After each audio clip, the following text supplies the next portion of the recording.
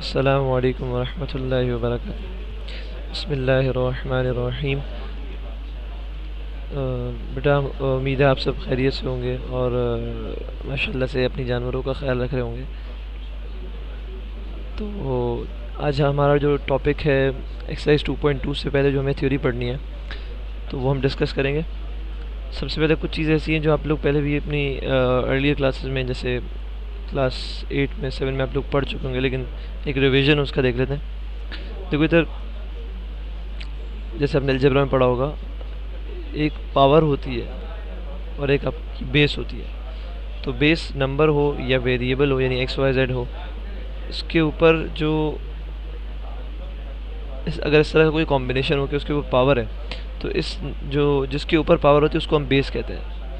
और इस पावर को हम पावर भी कहते हैं, एक्सपोनेंट भी कहते हैं और इंडेक्स भी कहते हैं। जैसे मैंने लिखा ना, exponent, index, power. So this is called exponent as well as power as well as index, right? And plural of indexes, indices। आपने ये भी किसी चैप्टर का नेम पढ़ा होगा, इंडाइसेस। तो इसलिए मैंने ये भी क्लियर कर दिया था कि आपको ये बात बताओ कि इंडेक्स का प्लूरल होता है इंडाइसेस, राइट? यहाँ तक बात क्लियर है। तो ये बेस है और ये आपका एक्सपोनेंट है। ये बात याद रखने की ज़रूरत है कि बेस क्या होती है और एक्सपोनेंट क्या होता है, राइट? अच्छा, अब इधर कुछ रूल्स लिखे हुए हैं। For example, if a is a positive real number, then a to the power n is positive। यानी अगर आपके पास जो बेस है वो पॉजिटिव है तो उसके ऊपर मैं कोई भी पावर लगा दूँ, n कुछ भी हो, चाहे वो आपका इवन नंबर हो, ऑड नंबर हो, तो आपका आंसर जो है वो पॉजिटिव आएगा। क्लियर? अच्छा, ये 5 to the power 3 का मतलब क्या है कि 5 multiply by 5 multiply 5 multiplied 3 times. किसी भी बेस के ऊपर पावर का मतलब ये होता है कि वो बेस जो है वो उतनी टाइम्स मल्टीप्लाई हो जाएगी, राइट? जैसे ये लिखा हुआ है 3 to the power 2 is equal to 3 multiply by 3, 3 to the power 3 is equal to 3 into 3 into 3। इस तरह यानी जितनी बेस के ऊपर जो पावर होगी उसका मतलब बेस उतनी बार मल्टीप्लाई होगी। अच्छा, सेकंड पॉइंट लिखा हुआ है if a is a negative real number and n is even then an is positive, a to the power n is positive. यही कह रहा है कि अगर बेस आपकी नेगेटिव है लेकिन आपकी जो पावर है वो पॉजिटिव है तो भी आपका आंसर पॉजिटिव आएगा। क्यों? जैसे -5 का to the power 2 means -5 multiply -5, तो -5 मल्टीप्लाई -5 मतलब माइनस माइनस प्लस, तो इसलिए पॉजिटिव आ गया। इसी तरह 5 टू द पावर 4, अब यहाँ पे 5 टू द पावर 4 मीन्स कि 5 -5, इधर ये जो जीरो है ना, ये जीरो नहीं है, बेसिकली माइनस है। तो -5 to the power 4 means -5 multiply by -5, यानी -5 multiplied 4 times, so that will give you a positive answer because minus minus plus plus minus minus minus minus plus।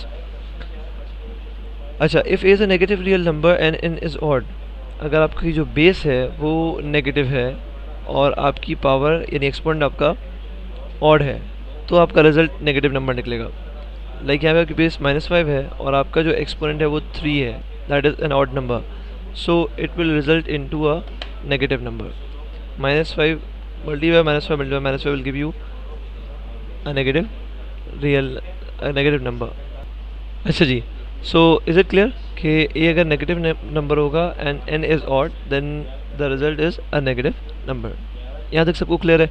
इसमें किसी को कोई कन्फ्यूजन हो तो he can ask me regarding this। अच्छा भाई, अब कुछ लॉज हैं एक्सपोनेंट्स के, वो हम डिस्कस करेंगे जो कि आपके एक्सरसाइज 2.2 में यूज़ होंगे। इन दोनों लॉज को समझना बहुत ज़रूरी है और बहुत अच्छे से समझिएगा। First law is law of product of powers. What does this mean? Product of different powers having the same base. यानी आपका जब बेस सेम हो और पावर्स डिफरेंट हो या पावर सेम भी हो, अगर बेसिस सेम है, see here base is same A, और आपस में ये मल्टीप्लाई हो रहा हो, बेसिकली मल्टीप्लाई हो रहे हैं, so their powers will be added, and base remains unchanged. Product of different powers having the same base, the exponents are added, see exponents are added and the base remains unchanged and the base remains unchanged. एक example देख लेते हैं। 5 to the power 3 multiplied 5 to the power 4, see bases are same and multiplication is being done, so powers are, exponents are added, 3 plus 4 5 7। Second minus 3 to the power 5 multiplied by minus 2 to the power 4 minus 3 bases are same. 5 plus 4 9 minus 3 to the power 9. Clear? Second law is law of power of a product. अब ये क्या कहता है?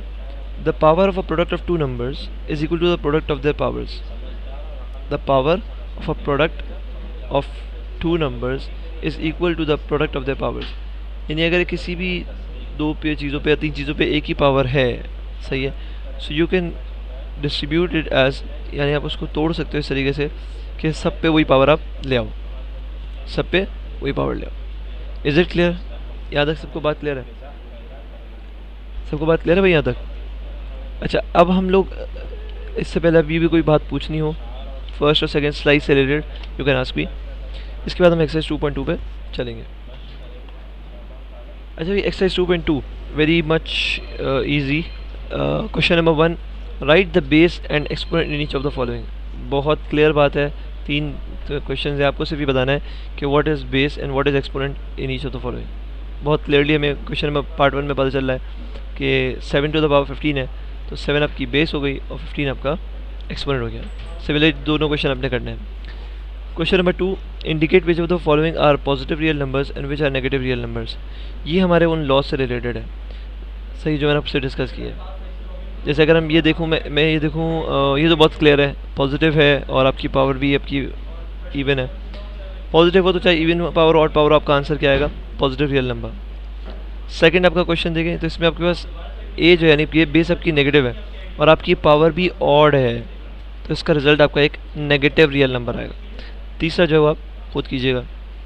Question number 3, which is the correct way of finding the value of 38 multiply by 83 exponent 9. अब question में ये कह रहा है कि इन दोनों में से which is the correct way of finding the value of this term. First part is we first multiply 38 with 83 and then find ninth power of this product. Yes, ये सही है. और we first find the ninth power of 83 and then multiply it with 38. इन दोनों में से आपको क्या लग रहा है? जी भाई, what can be the answer to this question? सी, जब तक हमें इस पार्ट का आंसर नहीं मिलेगा हम उसको 38 से मल्टीप्लाई कैसे कर सकते हैं? ये ब्रैकेट में. तो first we have to solve this bracket. So we have to first find the ninth power of 83 and then multiply it with 38. ये आपका सेकंड पार्ट इसका आंसर है. Question number 4, simplify the following.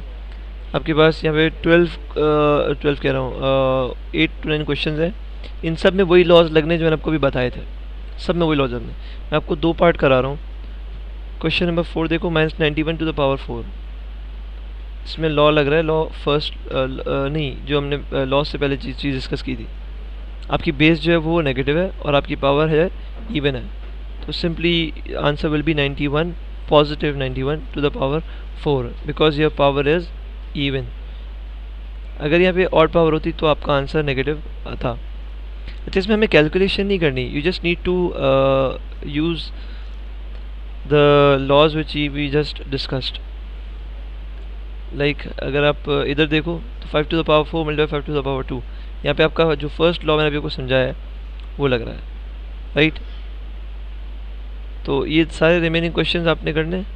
If anybody wants to ask any question regarding these questions you can ask, otherwise these all are your homework. Exercise 2.2 हमारी यहाँ पे complete होती है. अगर किसी को इससे रिलेटेड कोई बात पूछनी है तो ये प्लीज़